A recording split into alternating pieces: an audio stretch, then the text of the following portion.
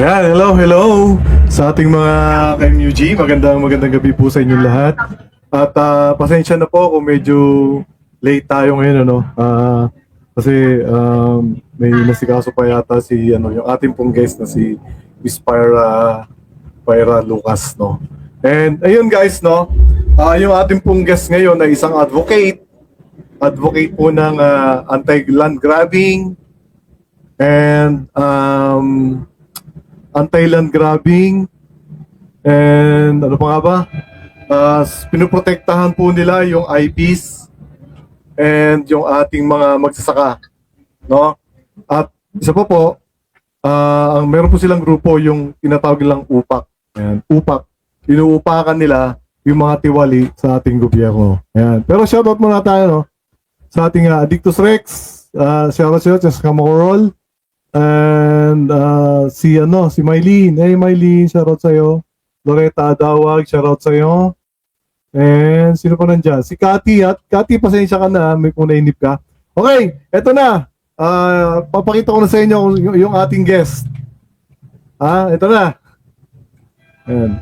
Yon, magandang gabi po sa inyo, ma'am. Hello po. Si Ma'am. Hi, hello. Good evening. Good evening sa iyo. Thank you for inviting and good evening sa iyong mga tagapanood at mga followers. Salamat din po, ma'am, sa inyong pagpapaunlak sa aking interview ngayong gabi sa inyo. It's okay. Pasensya na late ako dahil busy. To be honest, may mga farmers pa dito. Talaga po. Oh, yeah. Yung magandang gabi po sa inyo lahat dyan. Alright. Alright po, no, sa ngayon po, sure po ako na nanonood po si Yusek Claire Castro. Ayan. Okay. Hi, Yusek Claire Castro. Good evening po. I hope makatulong po kayo sa problema ng mga farmers na ang involved ay DAR at mga Chinese, Koreans, Taiwanese, at especially mga involved po ay mga politiko. Okay, pero bago po yan, ma'am, sino po si Pyra Lucas? At ano po yung UPAC? Alright, ako yung chairperson, founder ng United Filipino Against Crime and Corruption. Kami yung advocacy namin is number one, yung mga magsasaka natin. Kasi kung walang po protekta sa mga ating magsasaka, sooner or later, lahat ng lupa ay nakadevelop na dahil dito sa mga putang inang mga politiko, benta ng benta, kasabwat ang mga taga-DAR at DNR. No holds bar tayo, ha? Alright po, okay. Unang tanong ko po sa inyo, no? Meron po akong mga prepare na tanong dito. Ang una ko pong tanong sa inyo is, hindi na tayo magpapaligoy-ligoy pa mga kay-Mugin, no? Tatanungin na natin agad si Madam Pyra. Pyra po ba o Pira? Pyra. Well, during my childhood, Pira ang tawag sa akin. Pero, talagang pangalan ko is Pyra. Bali, nickname ko Pira. May nagtanong po kasi Okay. may nagtanong po sa akin na personal message. Ano daw po yung educational background daw po ninyo? Ako, educational background ko, pag advocate ka ba, ay kailangan lawyer ka? Kailangan ba mataas ang pinag-aralan mo? I do believe ang isang advocacy ay hindi kailangan ng mataas ang pinag-aralan. Alright? Number one, ang daming mataas na pinag-aralan dyan, magnanakaw naman. Yes. Okay? This is not about educational attainment. It's all about kung ano ang nasa puso mo, Okay po. kung ano yung nakikita mo na ayaw mo sa gobyerno, kung ano yung gusto mong ipaglaban. Ako pinili kong ipaglaban ang mga farmers, mga IPs, dahil sila yung pinakamahina sa ating society. Sila yung most neglect dito Actually sa ating society. Actually po, yung number one ko pong tanong talaga sa inyo, yan nga po. Ano po ba yung nag-trigger sa inyo or nagtulak sa inyo para maging isang advocate or maging anti-land grabbing advocate po. Alright. Okay, marami kasi dito sa amin sa Region 3. Okay, nasa Pampanga ako, Tarlac, sa buong Region 3. Marami ako nakita without knowing na dito pala ako mapupunta kasi wala naman akong alam tungkol sa lupa before. 10 years ago, way back 11, 12 years ago, wala.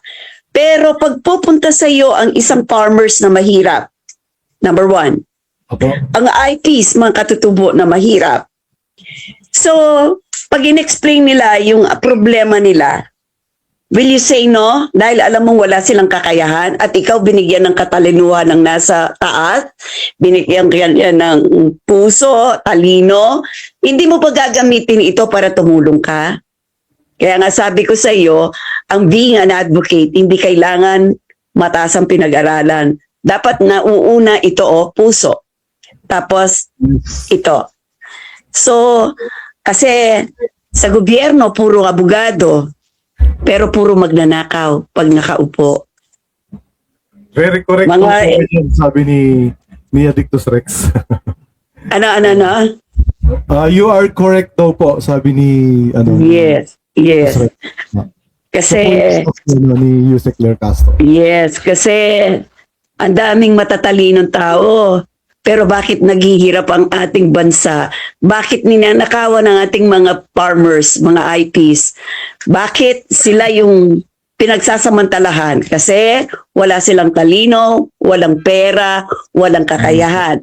So, ang ano nila ito yung pinagsasamantalahan ng mga politiko, ng mga taga-DAR, ng mga taga-DNR, sa buwatan. So, especially dyan sa Bataan.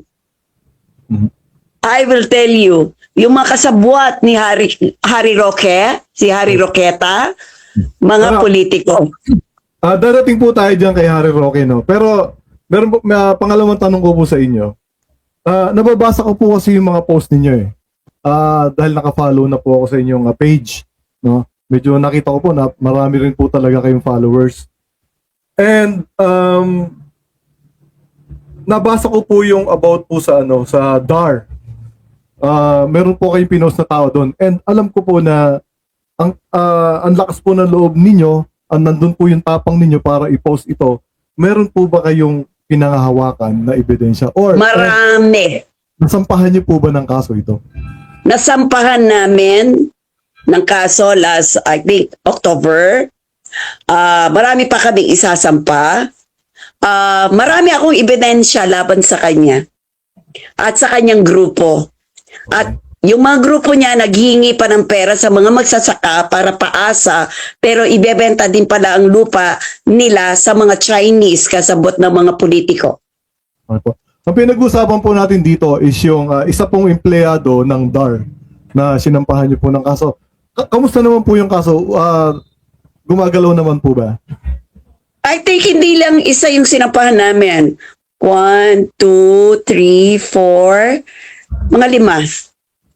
Mga 5 po. Sa Bataan, ha? Sa Pampanga, siguro mga kinasuhan namin hanggang Nueva Ecija. Siguro mga 12, 15. Kasabot yung land bank, even the land bank, nag-file kami ng kaso. For resolution na yon, dumaan na kami sa clarificatory hearing sa ombudsman. Kasi ang dilema ng ating mga magsasaka, DAR, land bank, politiko, developer, Chinese, Taiwanese, Koreans. Okay. Okay po. Sandali lang po, may nagtanong kasi may interrupt ako. Okay, pangatlong tanong po, nabasa ko rin po doon sa post ninyo na sabi po ninyo, kasabwat po yung mga politiko dito sa Bataan. Gaano po ito katotoo at ano po yung naging batayan ninyo para masabi po ninyo ito? Nagkaroon po ba kayo ng investigation dito? Yes, malalim na investigasyon at malalaman mo kasabot ang mga LGU. Well, doon na lang kay Harry Roque. May dalawang Garcia siya sa as incorporators. Talaga po. Yes. Ah, ang sinasabi po ba natin dito ay yung mga nasa pinakamatataas na posisyon dito sa Bataan? Si Governor, hindi naman niya may tatanggi na alam niya yung mga nangyayari dyan. Mhm. At being the governor, pinaka-highest position in Bataan, I think alam niya. That's why meron kayong one Bataan dyan. Yan. And Yan po. Ito. Pang-apat na tanong. Yun nga po yung susunod ko itatanong. Ano? Sa inyo pong experience, no? Sa mga politiko na to, ano po yung, sabi sa inyo pong palagay, gaano po kalaki ang epekto ng political dynasty sa mga nangyayari dito po sa Bataan? malaking epekto, kaya ako nananalangin. Ayoko yung Congress version na anti-political dynasty. Mas gusto ko yung Senate version. I think mas sincero ang Senate version ng anti-political dynasty na sinusulong nilang maipasa. Yung sa Congress, sorry. Parang wala ring nagbago. Medyo Malaki ang epekto nila kasi unang-una, walang nagtatakipan. Yung corruption ng tatay, pagtatakpan ng corruption. Pag naupo si nanay, pagtatakpan yung corruption ng asawa. Pag naupo yung anak, pagtatakpan lahat yung corruption ng nanay at ng tatay. Pag upo ng asawa, so takipan yan. Yung accountability, wala na. Wala na sa accountability. Yes, So, hindi lang naman sila yung matalino dito sa Pilipinas. Actually, ang political dynasty, hindi na ito matuturing na serbisyo. Ito ay tinuturing na negosyo. Kaya ko po, mga kay Eugene, no? Kaya ko po natanong si Madam kasi dito sa Bataan, yung Congressman Garcia, yung Governor, kapatid, yung Congressman sa 3rd District is Garcia din, kapatid din. And yung Vice Governor is Pinsang Buho, no, which is parang nasampahan siya ng kaso before dahil sa parang pang-apat na term niya na pero nakatakbo pa rin. So yun. And yung mayor ng Balanga is kamag-anak pa din. So yun. Kaya ang nangyayari, kaya sabi yung mga magsasaka natin na nagrarally, ang sabi nila is hindi nila alam kung saan sila lalapit. Kasi nga po, yun nga po yung itatanong ko kay ma'am na bakit walang ginagawa yung LGU Bataan para tulungan itong magsasaka dito na mga kababayan namin dito sa Bataan. O, di ba? Nakuha mo na yung sagot. Bakit walang ginagawa si Governor? Bakit walang ginagawa ang One Bataan? Bakit maraming ape? Bakit maraming na umiiyak? Bakit maraming baha? Bakit maraming mga kinakalbong bundok dyan? Bakit marami silang lupain? So, sino ang dahilan? LGU? O, see? Not only LGU, galaw-galaw naman po dyan, Governor Garcia. Galaw-galaw. Yung pong mga lupa, hindi natin dadalhin sa kamatayan yan. Yung legacy nyo, tulungan nyo yung mga farmers at mga IPs, yun po ang pinakakayamanan nyo dahil lahat po tayo ay maglalaho dito sa mundo. Tama na po. Sobra-sobra na. Sa mga Garcia family, ang lagay pa naman di ba? Ganon na lang. Yung mga farmers natin, hahayaan nyo na lang ba na ganito yung... Anong legacy niya? Ang pagnakawan ng mga nasa posisyon, ang mga magsasakang nasa sakupan niya sa buong Bataan. Nakikita mo wala siyang say, di ba? Bakit wala siyang say? Bakit walang say ang mga LGU? Diyos ko Lord, ang mga mayor niyo, I'm sorry. Halos karamihan, mga land grabbers. Alam niyo po kasi, no, share ko lang yung konti kong kaalaman, no? Nung inaral po kasi namin, yung batas na ginawa nila sa yung Fablo, Yung FAB, yun, nagsamantala sila doon. Opo. Ang nangyari po Kailan kasi, kasi pinasa yung FAB law na yan? During Duterte's time o Marcos time? Duterte's time yan eh. Yes, through the effort and initiative of Harry Roqueta, the famous land grabbers. Alright, po, punta po tayo kay yun nga pala, i-share ko muna, no? Yung sa Fablo, so meron dun po kasing provision na sinasabi na kapag hindi, kahit titulado yung lupa mo, pwede nilang puwersahang bilhin sa'yo. At kapag hindi ka pumayag, i-expropriate ka nila. So wala kang choice. Kundi ibenta. So, yun ba ay maka-Pilipino? Yun ba ay maka-magsasaka? Hindi po, sa pananaw ko, hindi po talaga ito. Okay. So, meaning to say, yung nag-create ng batas na yan, through the initiative, actually, yung congresswoman yun ng district yan, parang atat na atat pa eh. I mean, parang nag-e-enjoy siya sa batas na yan. Sa totoo lang, ha? Sa totoo lang. Grabe sila. This is violation of human rights, number one.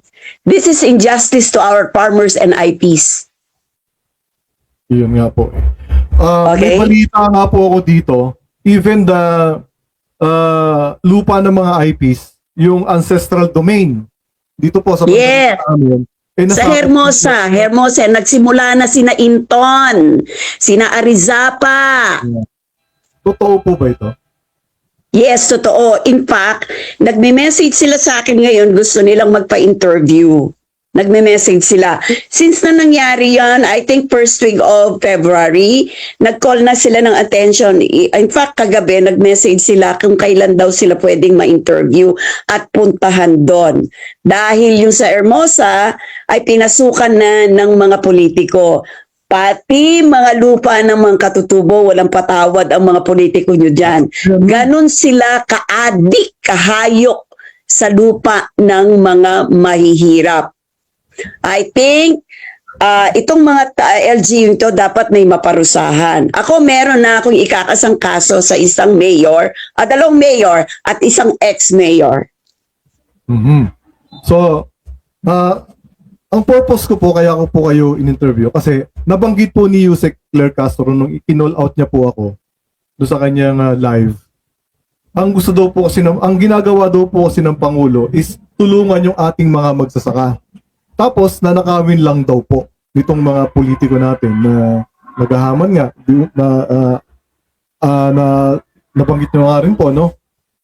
Pagkatapos, kaya po, ito po yung purpose ko na marinig tayo ni Yusek Castro para po matulungan niya tayo na may parating ito sa Pangulo. Ngayon, dito nga rin po sa Mariveles, may nag-PM din po sa aking page na sinakop nga daw po yung ancestral domain na alam naman po natin na hindi po pwede itong bilhin or ibenta. Even the IPs, hindi nila pwedeng ibenta ito. Hindi po ba? Ayon sa batas? Yes. Oo. Yes. Ganon kabalahura yung mga politiko ng One Bataan dyan. No, di ba po? Ganon sila kabalahura. Ganon sila kawalang pagmamahal sa mga sa mga taga-Bataan. To be honest, kaya lang nandyan ang mga politiko nyo dyan para palawakin ang kanilang mga kayamanan at lupain. Hindi na serbisyo. Pakitang tao na lang ang serbisyo kuno. Parang redundant na yan eh. Parang kunyari, in a day, pero nagmi-meeting ang mga yan kung saan pa ang sasakupin nilang mga lupa. So, dito nga po sa amin, mga tao din nila yung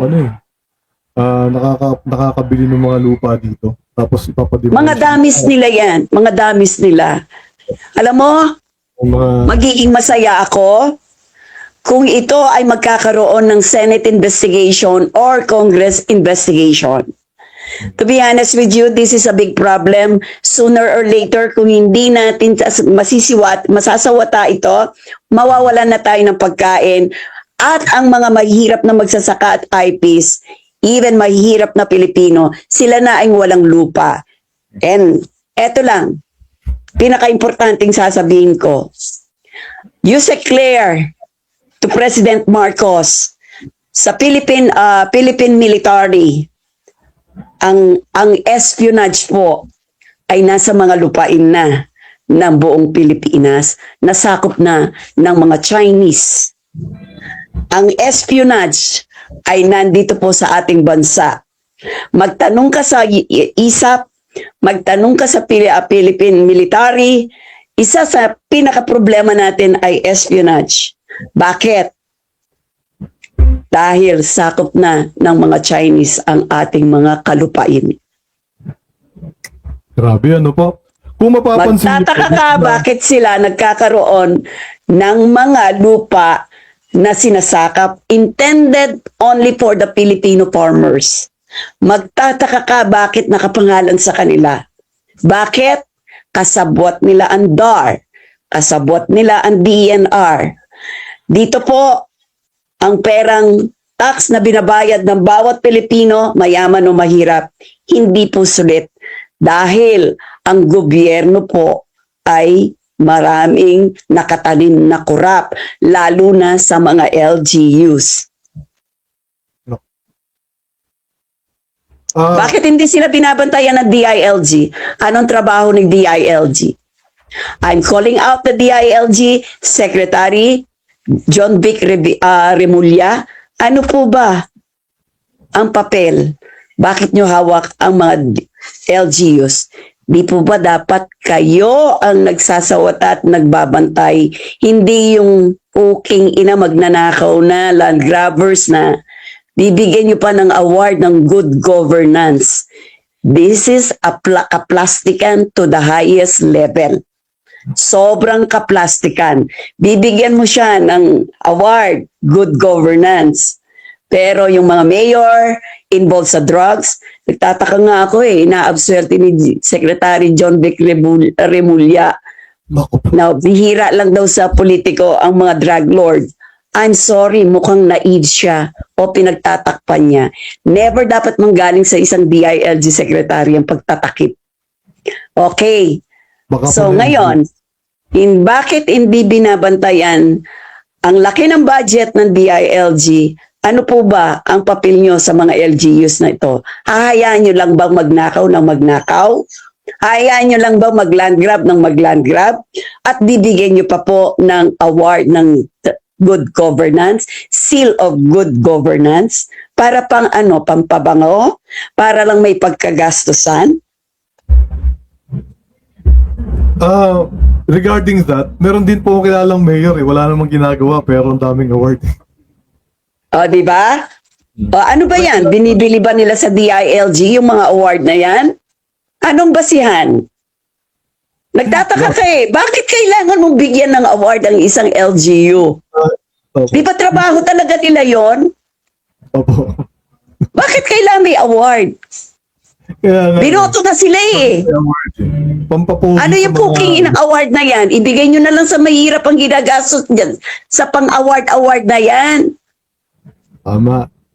Kasama daw, sabi Hello? meron pang tanong dito, Madam, si Addictus Rex. Kasama daw po ba yung M4GG dyan? Yan. Ano? Ano yung M4GG? Addictus. Yung? Kasama pa ba sa M4GG yan? Alin? Yung? Hindi po. Go ahead. Kasama yung? M4, ano yung M4GG? What is M4GG? Mayors for Good Governance. Okay. Yes, mayors for good governance. Di ba dapat talaga magsilbi yan? Binoto na nga. Bakit binibigyan pa ng award? Padagdag lang yung gastos ng DILG yan? Bakit binibigay nyo sa mga walang yang mayor yan? Yung mga award-award? Di ba? Tama po. Nagtataka ka Ano yung mga pautot na yan? Mga lumang style na yan? Di ba pwedeng magbago ang DILG? Oo nga naman, bakit nga ba may award? Trabaho nga naman nila yan. Trabaho nila yan, di ba? Bakit hindi sila nag-iimbestiga kung saan rampant ang drugs? Bakit hindi sila nag-iimbestiga kung land grabbers ang mayor? Bakit hindi yun ang kanilang tutukan? Tama po. Bakit kailangan bigyan mo ng award for good governance? Sa totoo lang, wala namang good governance, kukunti lang sila eh. Like si Mayor Bicop na Pasig, agree ako doon. Pero for what for? Bakit binibigyan mo ng mga good governance sa ano yan, na wala namang something spectacular sa mga performance nila? Behind that, mga sindikato yan. Sabi ni Adicto sa aray ko, mga UG, pwede kayo magtanong ha, ng tanong dito kay Madam. Para punta po tayo kay Harry Roque. Nakita ko po sa mga post ninyo, para pong ang dami ninyong alam about po sa mga kaso o mga pinagagawa na di mano ay pagnanakaw ni Harry Roque ng lupa dito sa Bataan. Mayroon po ba kayong personal knowledge or Yes, may personal knowledge ako. Number 1, kami ni Pebbles Talakera, i-follow mo siya. Opo, nakapollow po ako sa kanya. Okay. Ako yung pinakiusapan niyang, sabi niya, Ma'am Shi, dahil magaling ka sa lupa, pwede bang puntahan natin yung Maribeles Farmers? Anong meron? Ma'am Shi, balita namin na land grab. So pumunta kami sa Lucky Beach, April. Kayo po pala yung... So, may mga pictures kami, documented. Pinatawag namin ng mga farmers, sinabihan namin sila 3 days before na pag-arrive namin doon. So, na kami doon, baga, na kami, naghihintay na sila sa amin. Nagdala sila ng mga dokumento, mga titulo. Imagine, some of the titles, 1997, hindi nila nahawakan, pero nahawakan ni Harry Roque. Meaning to say, nakabolt ito sa Register of Deeds or sa DAR. For more than 30 years, nasa kamay ni DAR, hindi nila naghahanap ng tamang buyer. So here comes Harry Roque and the corporation. Bakit napasa kamay nila yung mga titulo? So nag-check kami sa Register of Deeds kung tama yung mga pirma. Karamihan, yung ginawa nilang deed of absolute sale ay mga peke ang pirma. At tanungin mo sila kung nagpunta sila dun sa abogado, yung ibang abogadong ginamit ni Harry Roque ay sindikato talaga sa Region 3 na abogado. Naku. And in fact, some of them kinasuhan namin ng disbarment case sa SC at saka sa Ombudsman. Nako. Yusek Claire, marami po tayong i-call out dito. Ngayon po, siguro Bro Dictus, ito na yung taong hinahanap natin, no, na siguro dapat makausap to ni Yusek personal. At pag nagsasalita ako, documented lahat. Hindi ako kumukwento. No. Documented.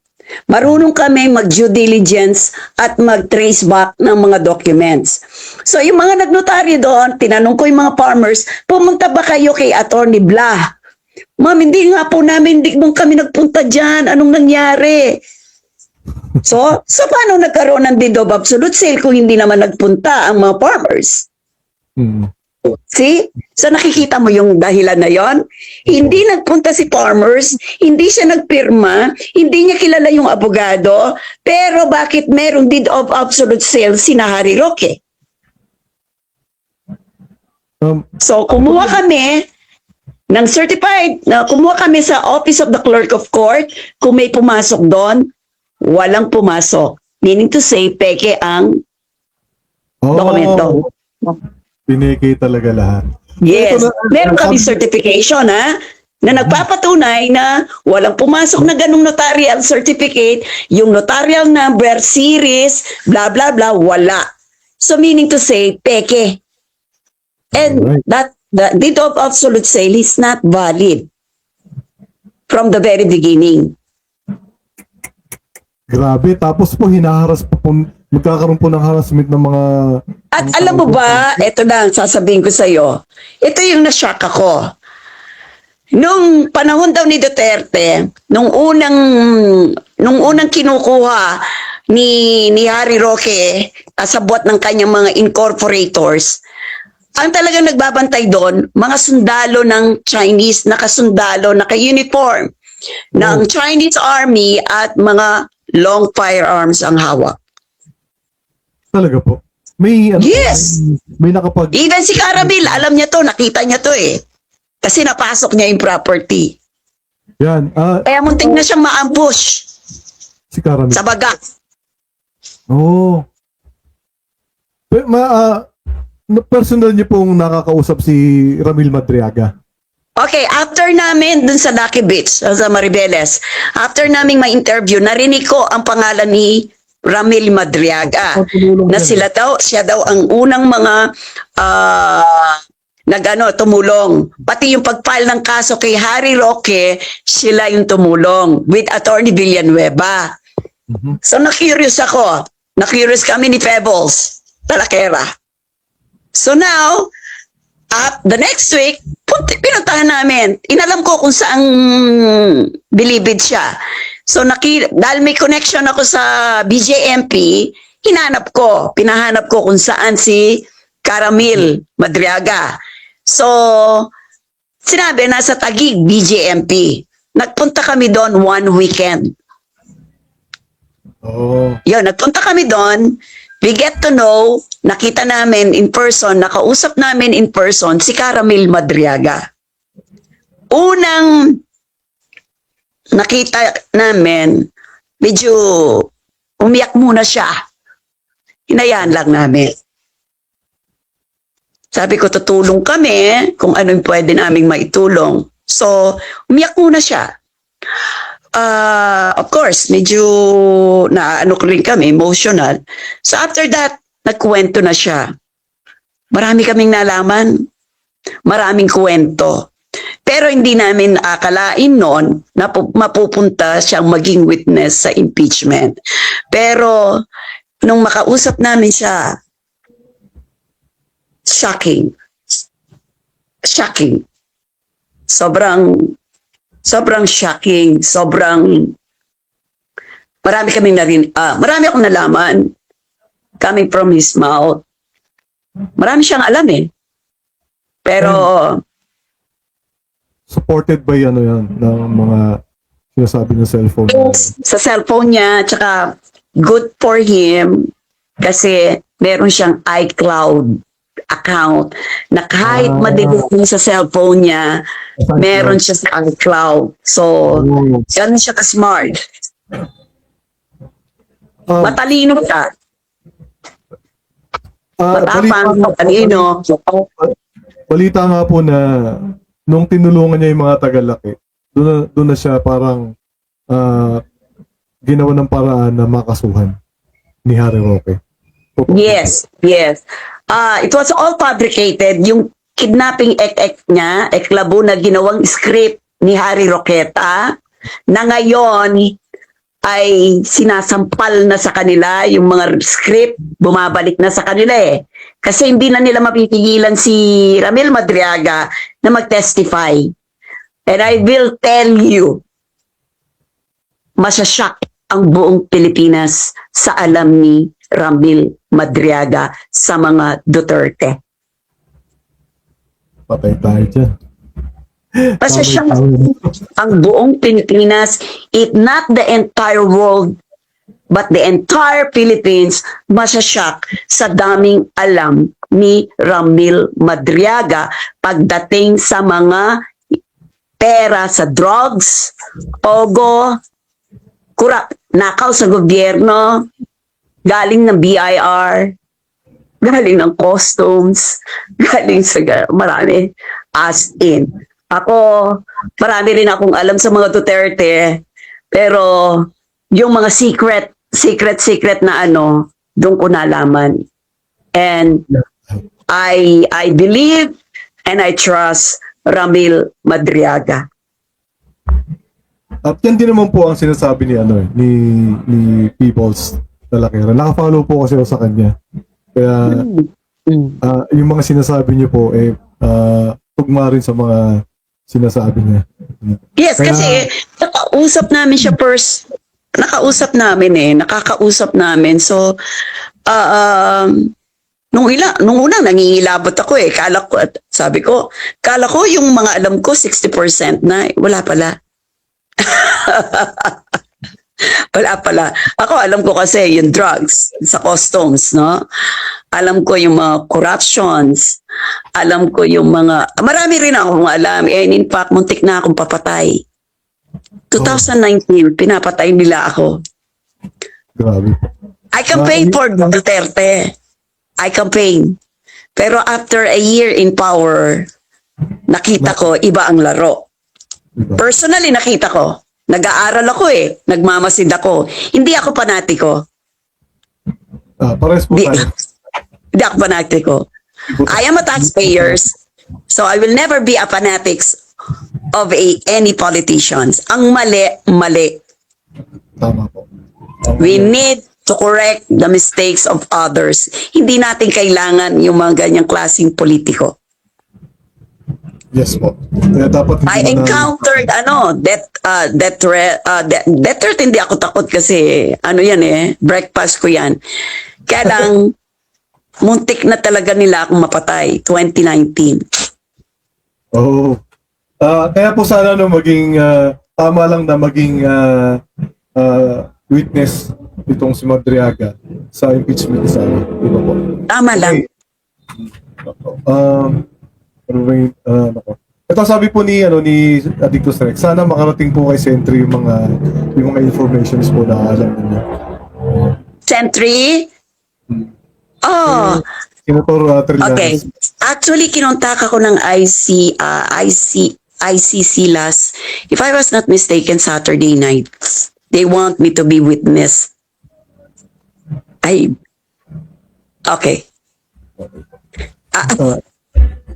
Yun nga po, Madam, tatanong ko lang po kayo kung, yun nga po kasi, kaya po umabot po ako sa inyo.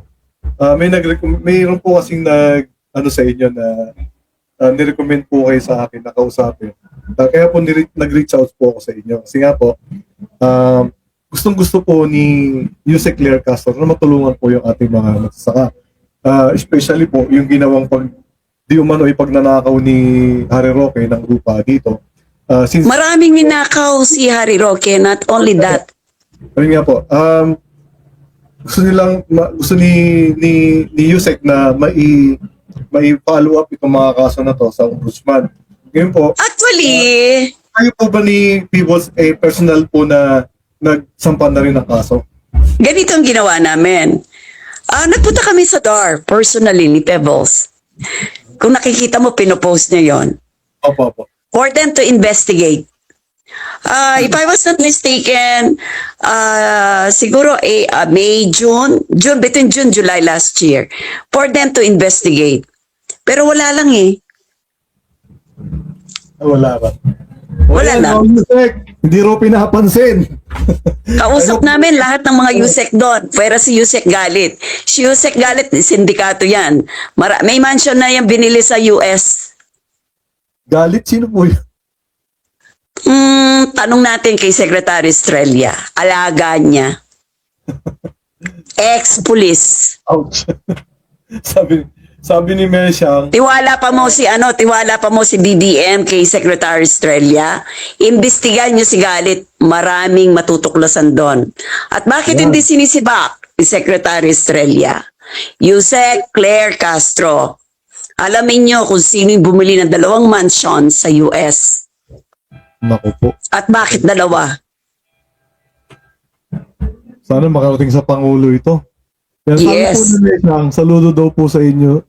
Saludo po ako sa iyo, Madam Maganda. Ayan. Mga galamay pa ba ni Digong mga nasa DAR? Yan po yung tanong. Yes, sa mga local kasi like sa DAR, DAR Bataan. Yan kasi, mga hindi yan natatanggal kahit sinong presidente. Ang problema, hindi nila nililipat. Kaya na-master nila ang corruption, ang pagbebenta ng lupa. Okay tayo dyan. Dapat kasi, pag stop ka o ng isang DAR provincial like Bataan, Pampanga, Tarlac, dapat yan, once a year, tig 1 year lang sila, nire-reshuffle sila. Kung 20 years, 30 years ka doon, 30 years mong ano yung mga ano doon, mga biktima nyo, daraming biktima mo. Hindi ka naman isusumbong ng kapwa mo taga-DAR Oras lang na binibigyan mo sila kahit barya-barya. Nakapikit ang mata niyan. At lalong hindi iimik yung mga nakaupong politiko. Exactly, kasi lahat ng gusto nila, pinapatawag nila yung DAR. Opo. Okay, one good example ha. Sa Hermosa, pag gusto ni LGU, kahit naka-PSD na yan sa mga farmers, bakit ayaw bigyan ni DAR ng titulo? Pag hinabol namin in favor of farmers, oops, sa dulo, makikita mo, mayor na pala ang binabangga mo. Oh. Oh, yan. Oh, yan ang nangyayari dito sa Bataan, Yusek Claire Castro. Yan ang nangyayari. Kahit po magpunta kayo dito sa Bataan, makikita po ninyo halos lahat madadaanan ninyo dating bukid, ngayon po karamihan subdivision. Subdivision ng mga Chinese. Yes, Chinese po ang Subdivision. nangyayari. Merong ngang nabuong grupo diyan grupo ni na Arizapa at saka ni na Inton. Developer na sila ngayon Group of mayors, developer. This is conflict of interest. Talaga po. Mm. Grabe Alam mo ba kung anong pangalan ang sinasabi nila? Apogee.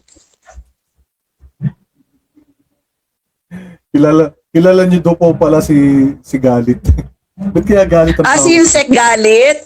Oo, kumikita yon sa mga illegal conversion na ina-approve niya. Kaya Ayun nga, lumalabas na lahat, Yusek. yes, mga malalaking lupa na kahit may mga farmers, pag naghabol ang mga, like, mag-cite na ako na example, mga kuwangko. Meron Supreme Court ruling 2013, wala nang lupa ang mga kuwangko. Tama? Ipamigay lahat sa mga farmers. Pero, dahil kasabot si DAR, tinatago nila. Pero pag naghahabol, may mga magsasakayan pag naghabol ang mga farmers, etong sinayupak na Yusek Galit. Galit! Nagbibigay siya ng conversion order kahit may land dispute pa. This is totally illegal. Grabe, no? Pinapalasubas ni Yusek Galit ang batas ng CARP in favor ng mayayaman. Minsan tinatanong ko sa sarili ko, para kanino ang DAR? Para ba sa mayayaman? Para ba sa mga politiko? Para ba sa mga developer? Para ba sa mga Chinese? Para ba sa mga Koreans? Para ba sa mga foreigners? Para kanino ang DAR? Why DAR was created? Sino ang dapat protektuhan ng DAR? Di ba it's purely for magsasaka? Now tell me, 1 + 1. Bakit pa tayo nag-i-import? Dahil naubos Yung mga lupa, nagbibigay muna mismo ng conversion order ang DAR dahil milyones ang kita nila dyan. Again, Yusek Castro, I'm calling your attention. Paimbestigan niyo po si Yusek Castro. Ginawa nilang family corporation ng DAR. Anak niya, asawa niya, daughter-in-law niya, nasa DAR. Pakiimbestigan naman po, bakit nakabili sila ng mansion sa US? So that is money laundering. Yusek Galit po, hindi po si Yusek Castro. Hindi, si Yusek Galit, nananawagan ako kay Yusek Castro, pakiimbestigahan si Yusek Galit. Yan, sabi ni Addictus Rex, after flood control, ito magandang isunod, land grabbing. Yes, sana po unahin. Dapat na una nang naimbestigahan ng land grabbing before the flood control. Pero since nauna nang ang flood control, fine. Ako rin, nag-file ako ng kaso. Actually, may gusto akong kasuhan dyan sa diyan sa district ng Bataan. Nag-file ako ng kaso sa isang congressman ng District 3 dito ng plunder. So kanina, merong interview si Deputy Ombudsman na sila na daw ang next in line, iniimbestigahan na nila. I wonder bakit ang Bataan, nagtataka ako, daming tahimik na tao diyan. Saan po? Bataan, bakit tahimik? Bakit hindi sila nagpa-file ng kaso? Natatakot po. For what? Dapat kasi magkaisa ang mga Bataan. Tandaan niyo po, mga taga-Bataan. I tried. Huwag po kayong maging pro-politician. Maging pro-Pilipino po tayo at pro-Pilipinas. Hindi niyo po na itatanong, madam. Ako po ay nakulong na rin sa pakikipaglaban. Doon po sa Sisiman, yung pong landmark doon na kinukwari ngayon. Nakulong po ako dyan. And anyway, tapos na rin naman po yung kaso kasi alam naman namin na alam ko naman sa sarili ko na wala akong ginawang masama. Bakit ka pinakulong? Sinong nabangga mo? Yun pong company na nagkukwari. Meron ba siyang sapat na permit sana na naking partner namin kayo? Yun nga po yung bali ang nangyari is parang wala daw pong permit that time. Kaya po kinall out ko. And ayun, nangyari, nakasuhan pa. Anyway, Anong kinasa sa'yo? ang ginasa sa akin is cyber libel po, 2 counts. Diyos ko! Ako sanay ako. I had 181 cyber libel. Kaya po natatakot na yung mga tao na magaya po sa akin. Kaya Wala namang nakukulong sa cyber libel. Piyansa niyan 10,000. Cyber 10,000 to 30,000. Ako, I will tell you, minsan kakasuhan ako 9 counts. Minsan 5 counts. I had 181 cyber libel. So far, wala pang nananalo sa akin. Puro politiko ito, ha? Puro politiko. opo, panakot no? Panakot para manahimik. Panakot lang yan, harassment lang yan. But kung may makakuha ka ng lawyer na magaling, ako na yung sumasagot sa mga pleadings ko eh. Ako na yung gumagawa ng mga reply ko. Pinapapirma ko na lang sa kaibigan kong abogado. Yun. Sanay ako sa cyber libel, veterana ako. Pero nagugulat po ako sa mga nalaman ko sa inyo. Grabe po. Yung sa Chinese na nagkakaroon sila ng title. Ano po?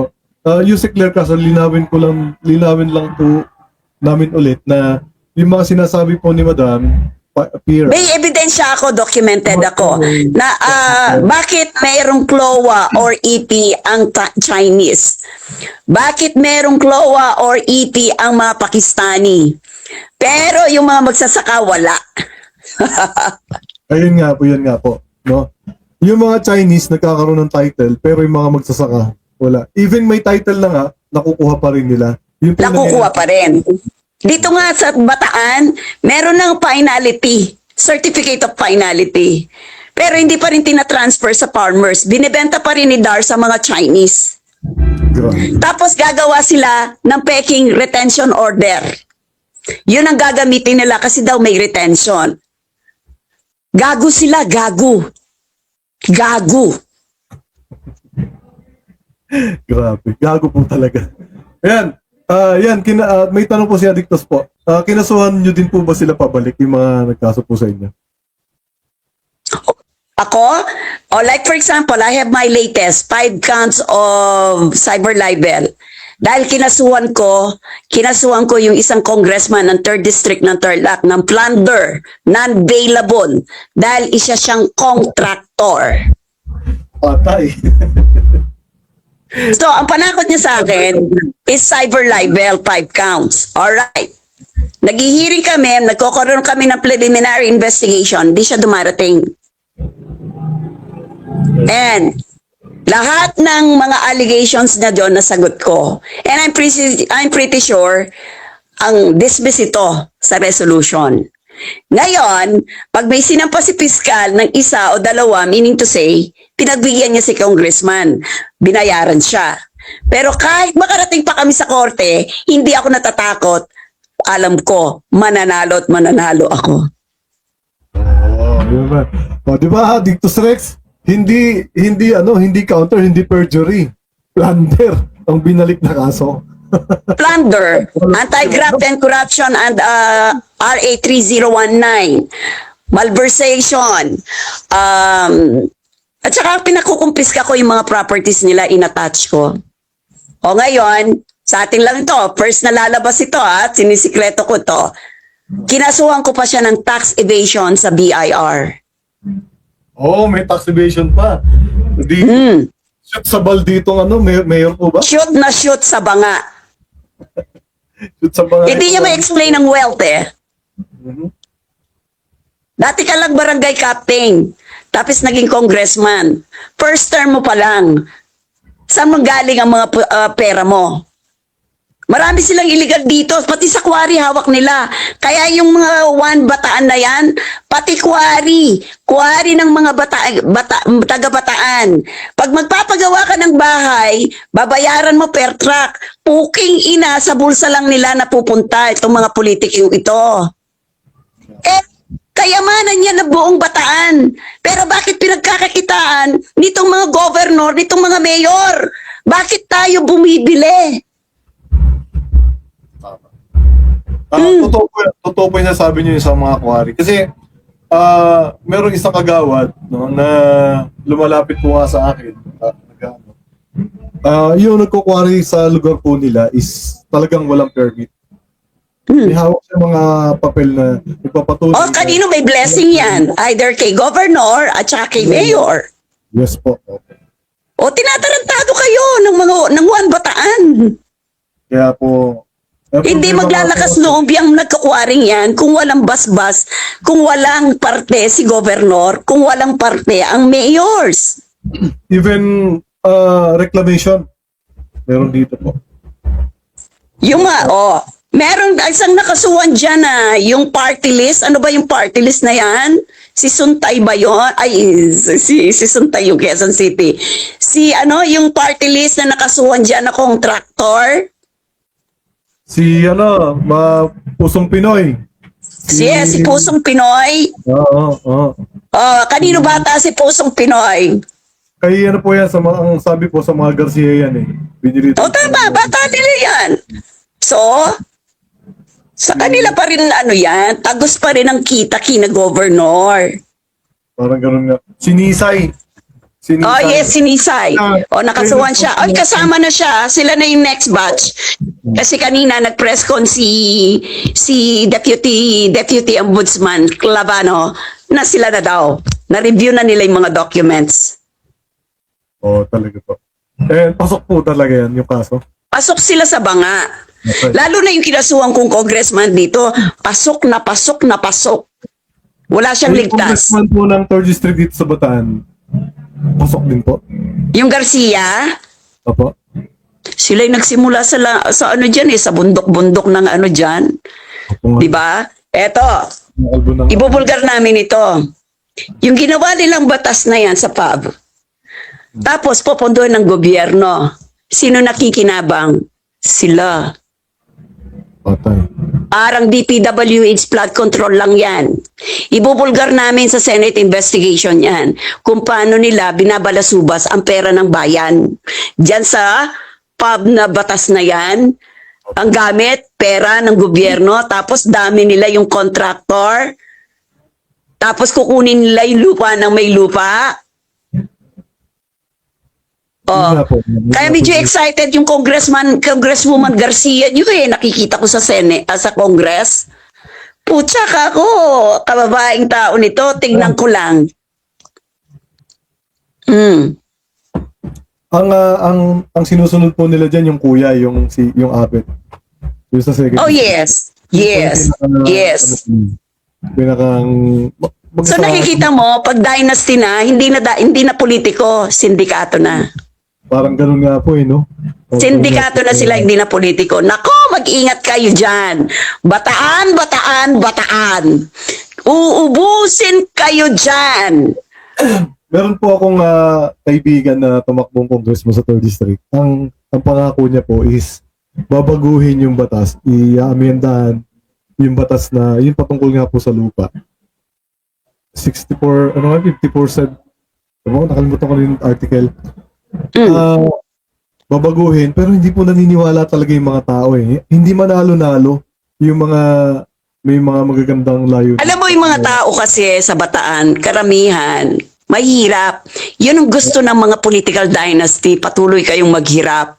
Yes. Yung pinibigay nila tuwing election na 1,015, fuchas, galing sa atin yan, pera ng taong bayan yan. Hindi pera ni congressman yan, hindi pera ni mayor, hindi pera ni governor. Pero Bataan, mauubos kayo, tingnan yung mga lupa nyo dyan, bahana kayo dyan. Marami kayong kapwa mahirap na umiiyak na dahil sa panghimasok sa lupa nila. Mawawa kayo sa kapwa Pilipina nyo. Pinayaman nyo na po sila. Tama na, sobra na. Yung paggamit ng batas, yan din na magiging proposal namin. Kaya kami nakikipag-meeting sa Congress, especially kina Congressman Jokno at Congresswoman Laila de Lima to discuss this na hindi pwedeng babuyin mo ang isang titulo ng isang Pilipino just because of this fucking law na inaprubahan naman nila dahil puro advantage sa kanila ang wala ng protection ang mga Pilipino sa ginawa nilang batas. And I know ang isa sa nagpaano dito ay si Harry Roqueta. Ang ano nga po, okay na ba yung mic ko, guys? Comment. Okay na ba? Mahina raw po kasi yung mic ko. Ito po, Okay na. Si Mylene, sabi po ni Mylene, ask ko lang po, sa dami niyo po na ba nakasuhan, may nakulong na daw po ba? Alam mo dito sa Pilipinas, ang tagal bago umusad ang kaso. Pag mapera pa ang kalaban mo, lalo na nung panahon ni Martires at ni Digong, magbabayad yan ng parking fee para matabunan yung kaso. Buti nga lang ngayon, gumagalaw na. Itong sa DAR, itong sa mga politiko, gumagalaw naman. Kanina nga sa press con, sa interview ni Deputy Ombudsman, natuwa ako. Kaya kaninang umaga, masaya ako. Yun. Very good. Deputy Ombudsman, very good po sa inyo. Ayan. Ay, mahina daw. Puro kapitalista na nakaupo sa Bataan, hindi na naglilingkod sa bayan. Ang sabi ni Cathy. Totoo yun. Mauubos ang Bataan. Maawa kayo sa sarili nyo. Totoo po yan. Kitang-kita naman. San Miguel, Chinese, sila po yung mga nag-ahari dito. Yung nagpunta ako sa Maribeles, nung puntahan namin ang mga magsasaka, putya, ang San Miguel, ang daming properties dyan. Dami po. Okay. Putya sa Maribeles alone, ang daming Chinese developer. Opo, ang dami. Right? Opo, marami. Kaya yung espionage problem natin, security threat ito. Dahil naka-in place na yung mga Chinese sa mga lupain natin, Luzon, Visayas at Mindanao. So, ano ang plano ng gobyerno dito? Ang pasimuno niyan, ang talagang kumikita sa mga Chinese, mga politiko na wala silang pakialam kung anong mangyayari sa bansa natin. Because dahil meron na silang pera, pwede naman silang umalis sa bansa natin kung nagkagulo. Tama. We have a serious problem. Espionage. Malapit tayo sa sa West Philippine Sea. Exactly. Especially Bataan. Bakit ninakaw ni Roque yung lupa sa Lucky Beach? Sa Maribeles. Bakit po? Bakit? Kasi dagat. Okay. Kasi pwede silang pumunta doon ng mga Chinese. Kaya pala. Di ba ang nagbabantay doon sa property nyon sa taas ay mga Chinese na in uniform na military with long firearms? Parang hindi na balita po yan, ano? Hindi na balita kasi nga during panahon ni Digong walang pwedeng makapasok doon. At ano yan? News blackout yan. Pero tanungin mo yung mga magsasaka. Ako narinig ko ito sa mga magsasaka. Tanungin mo si Ramil Madriaga. Sabi po. Kaya siya na-ambush nun eh. Na-ambush siya sa bandang Bagak. Hindi niyo pa alam ito, pero na-ambush siya. Si Ramil po. Nakatakas lang siya. Grabe, ano po. Imagine, sarili na lang tao yan, ano? Sarili nila ng tao, pag marami kang alam at pinakikialaman mo ang kanilang negosyo, ang kanilang racket, talagang tatalunin ka nila. Talagang walang pakialam ang mga yan kahit pinakikinabangan ka. Once na nagiging hadlang ka sa kanilang mga plano, alam nilang magiging problema kanila, so gagawin na nila lahat. Grabe. Sabi ni Sa totoo lang, yung kinasuhan nilang tanim kidnapping, hindi lang si Caramil. Tatlo pa doon, kinasuhan nila, sinama nila sa kasong kidnapping. Pare-parehong tao ni Sarah yan. Matay tayo dyan. Mm. Grabe. Kasama sa isip, organizer ng isip. Ito, sabi ni Cathy po, MUG, invite ko si ma'am dito sa area namin nang makita niya. Saan po yung area niyo, ma'am Cathy? Saan po yung area ninyo? Panahon. Kasi may problema din daw po sa lugar nila. So, Saan yung area nyo, ma'am? Saan daw po yung area niyo? Panahon ng COVID, binababa Chinese undocumented dyan sa mga beach na yan. Binababa. Oh, di ba? Sabi ko sa'yo. Saan ang area ni ma'am? Ma'am Cathy, saan daw po yung area niyo? Murong yata ito. Parang alam niya kanina. Murong, Bataan. Nakarating po ba kayo ng Murong? Nung nag-iimbestiga Alam mo, ang Bataan ay isa sa pinakamaraming probinsya na maraming Chinese. Oo po. Totoo po yan. Dahil kay Digong at kay Harry Roque at sa mga politiko nyo. Dapat nga, sa totoo lang, para medyo tuminu-tumino yung LGU at province, imbestigahan yan sa Senate or Congress at papag-explain bakit maraming Chinese na may-ari ng lupa dito sa Bataan. Sino ang kasabwat? Yan. Sana nga po magkaroon ng investigation. And may pinail na rin po yata kayo sa Congress para Sa ma-investigate. Senate, nag-file ako kay Senator Kiko. Nagbigay muna ako ng initial na 10 case folder. Nag-file din ako sa NBI National. By the way, yung NBI nyo dyan NBI Bataan, naku po, huwag kayong lalapit. Bakit po? Naka-payroll yata ang mga yan eh. Patay tayo dyan. Wala na talaga may malalapitan. Oo, kaya ako, sa national ako lumalapit pagdating sa investigation sa lupa, land grabbing. Sa Bataan, we tried once.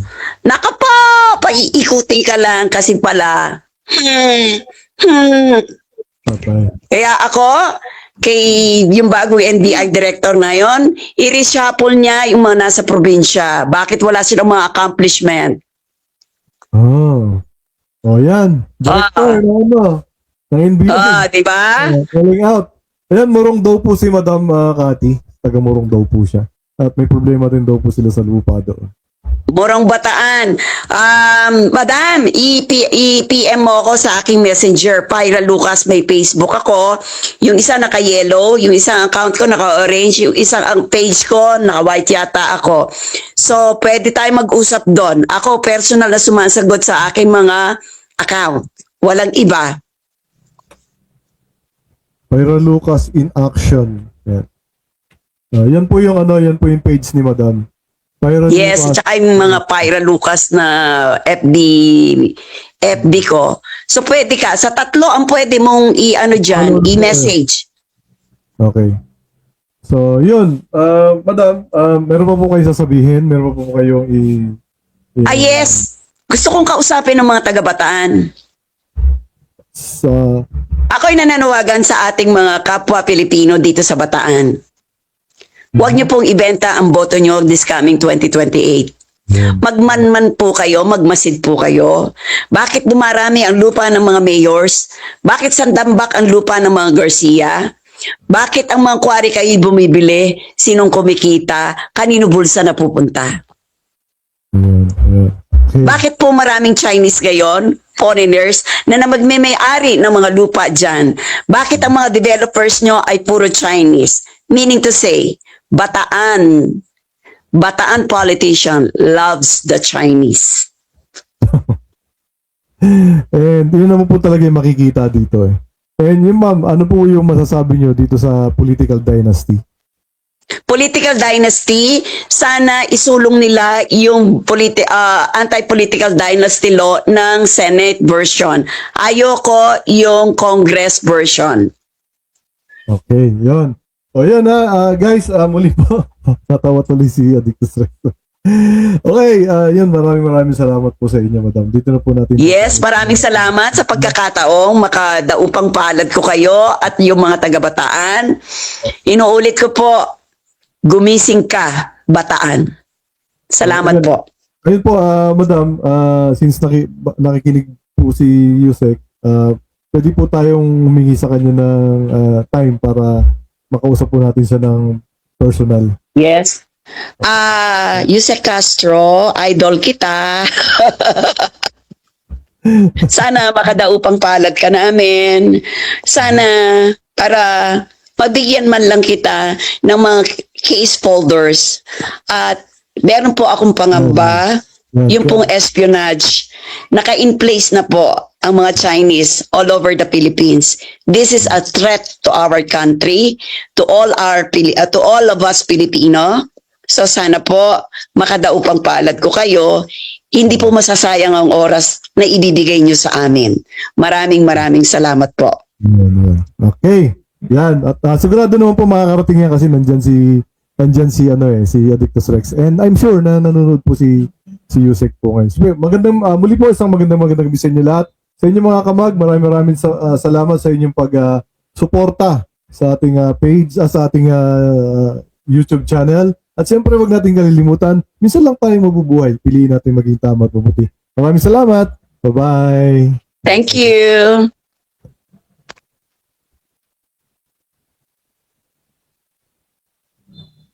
Ayan, maraming salamat sa inyo. Bro Dictus, maraming salamat sa inyo. Nakita ko si Tomasito. Tomasito, shoutout sa'yo. Musta ka na, bro? Ayan, pangalan nito, si Kati, taga-Murong to, kilala ko to. Naging leader ko to nung tumakbo ko And sino pa ba nandito? Pumasok, si Kat. Sila Mesyang, yan, si Dens, yan. Maraming salamat sa support nyo. Bye-bye.